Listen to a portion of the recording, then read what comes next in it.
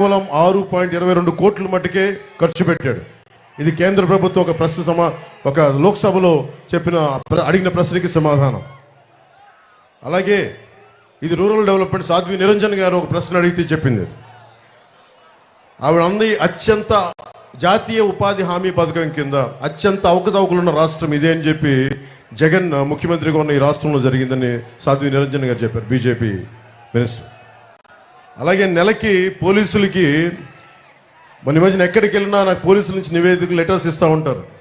టీఏలు కానీ డిఏలు కానీ వాళ్ళకి సకాలంలో జీతాలు కానీ వాళ్ళకి వారంకోసారి సెలవు ఇస్తానని చెప్పి అది కూడా ఈరోజు దాకా మాట్లాడిన వ్యక్తి.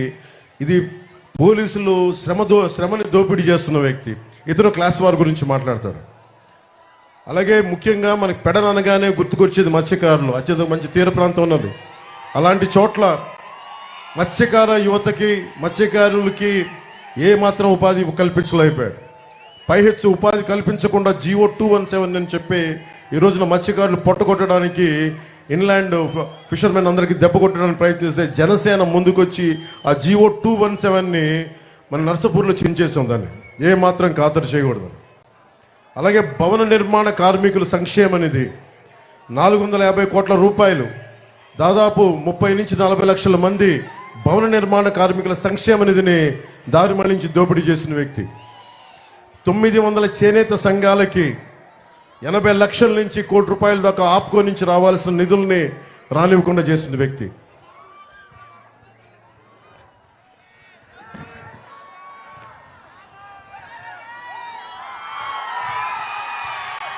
మీ కరెంటు బిల్లులు ఎన్నిసార్లు పెరిగినాయి 5 సంవత్సరాలు మీరు చెప్పండి.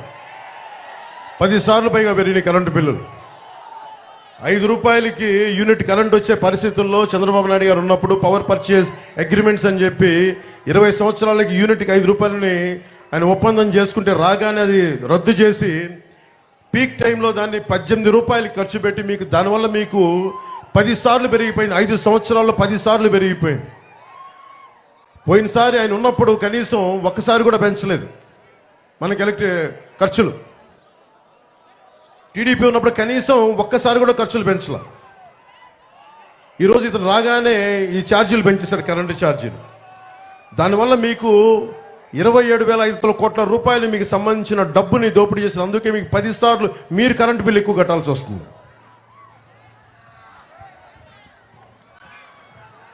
ఇక్కడ ఎమ్మెల్యే దోపిడీ నేను పోయినసారి జనవాణి కార్యక్రమానికి వచ్చినప్పుడు అతని పేరు మీకేంటో తెలుసు, అతను స్థానిక ఎమ్మెల్యే. అతని గురించి నాకు ఒకటే చెప్పారు జనవాణిలో.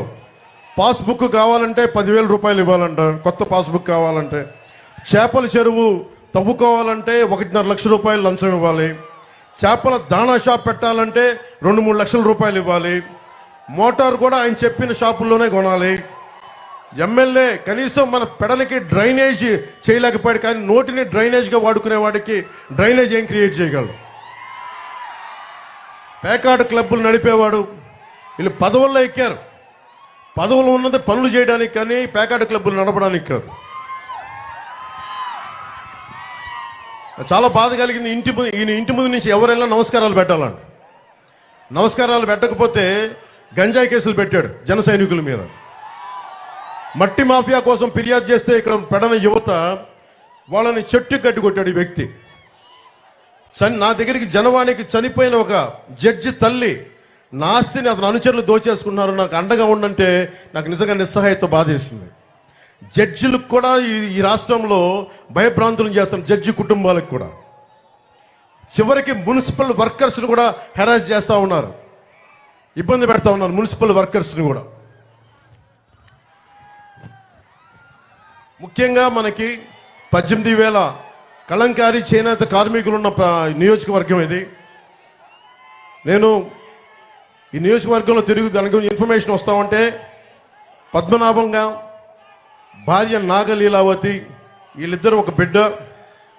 చేనేత సంఘాలు ఈ వైసీపీ ప్రభుత్వం డబ్బులు ఇవ్వకపోవటం వల్ల, వాళ్ళకి రావాల్సిన బకాయిలు ఇవ్వకపోవటం వల్ల 3 లక్షలు అప్పు చేసి అధిక వడ్డీతో అప్పు చేసి అప్పు తీరే మార్గం లేక బిడ్డతో సహా 3 ఆత్మహత్య చేసుకుని చచ్చిపోయారు. అలాంటి చేనేత చావులు